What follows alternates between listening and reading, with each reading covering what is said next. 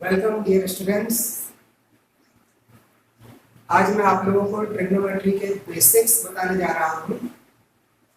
तो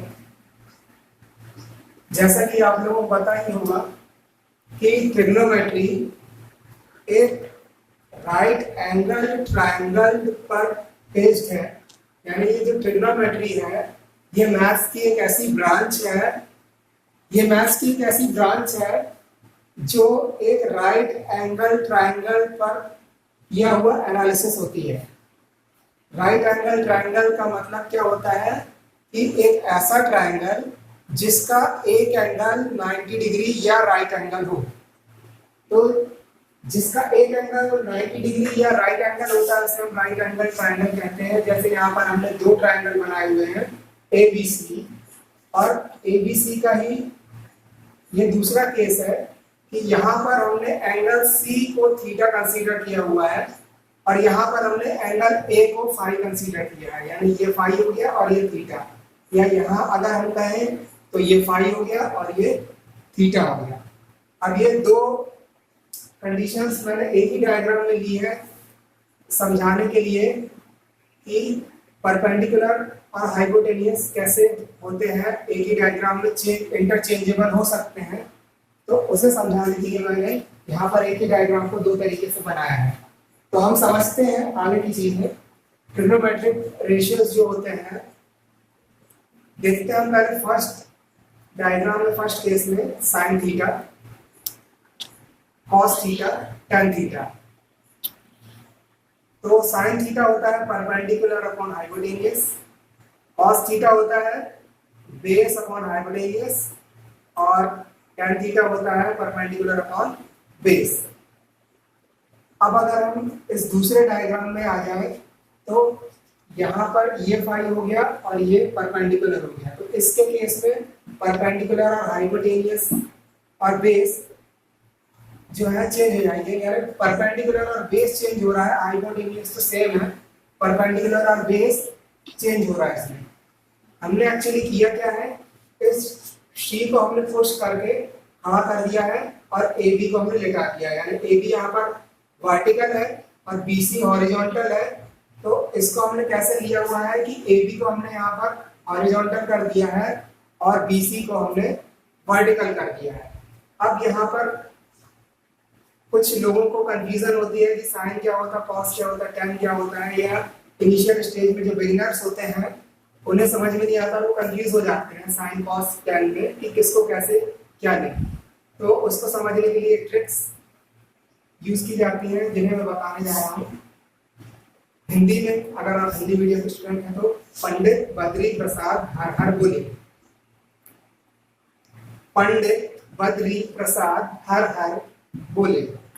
अब अगर इंग्लिश मीडियम के स्टूडेंट हैं तो वो उसे याद रख सकते हैं, some people have curly black hair through proper brushing। यानी some people have curly black hair through proper brushing। तो इससे आपको रेशियो याद हो जाएंगे कि साइन थीटा होता है perpendicular upon hypotenuse, cos theta होता है बेस अपॉन हाइपोटेनियस, और टेन थीटा होता है परपेंडिकुलर अपॉन बेस। अब फर्स्ट केस में हम चलते हैं, फर्स्ट डायग्राम में। तो साइन थीटा क्या हो जाएगा, परपेंडिकुलर अपॉन हाइपोटेनियस।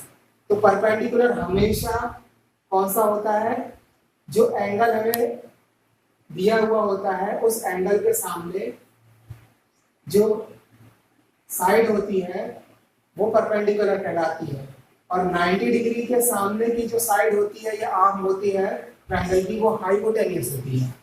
यहाँ पर 90 डिग्री के सामने हाइपोटेनियस हो गया, थीटा के सामने परपेंडिकुलर हो गया, और जो बचा थर्ड साइड वो क्या हो गया, बेस हो गया, BC बेस हो गया। अब हम इसमें इसकी वैल्यूज रख देंगे, perpendicular upon hypotenuse means AB upon AC, cos theta के लिए base upon hypotenuse means BC upon AC, and tan theta के लिए perpendicular upon base means AB upon BC। अब देखिए यही चीज है केस 2 यानी सेकंड केस में कैसे चेंज हो जाती है कि हमने यहाँ एंगल C को ना लेकर के A को ले लिया है, और जो आपका एंगल है, जो आपका ट्रायंगल है, उसको हमने 90 डिग्री से रोटेट कर दिया है। तो इस ट्रायंगल को 90 डिग्री से रोटेट करने पर एंगल ए पर हमें मिल रहा है फाई, फाई के सामने परपेंडिकुलर, बी के एंगल बी के सामने हाइपोटेनियस और ए बी हो गया आपका बेस। तो इसी के अकॉर्डिंग हम यहाँ पर वैल्यूज पुट कर देंगे। तो साइन फाई क्या हो जाएगा, perpendicular upon hypotenuse BC upon AB and cos phi base upon hypotenuse AB upon AC and tan phi perpendicular upon base that is BC upon AC, right? तो ये चीजें बहुत सिंपल है, याद रखना। अब आगे के रेशियोज अगर हम देखें तो कोसेक थीटा आता है जो कि साइन थीटा का रेसिप्रोकल होता है। नेक्स्ट सेक थीटा आता है जो कि कॉस थीटा का रेसिप्रोकल होता है। एंड देन कॉट थीटा आता है जो कि tan थीटा का रेसिप्रोकल होता है। यहाँ पर एक बात आप लोगों को और ध्यान रखनी है कि जो tan थीटा होता है वो sin थीटा और cos थीटा का रेशियो होता है। तो इसीलिए यहाँ पर जो cot थीटा होगा वो cos theta upon sin theta हो जाएगा। तो ये बेसिक्स आप याद रख सकते हैं जिससे आपके लिए ट्रिग्नोमेट्री के कॉन्सेप्ट्स बहुत ही इजी हो जाएंगे आप लोगों के लिए। और आगे के वीडियोस में मैं आगे की चीजें जैसे कि टेबल्स हैं और कुछ इंटर रिलेशनशिप है इन एंगल इन रेशियोज के बीच में, उन्हें मैं नेक्स्ट वीडियो में शेयर करूँगा। Thank you.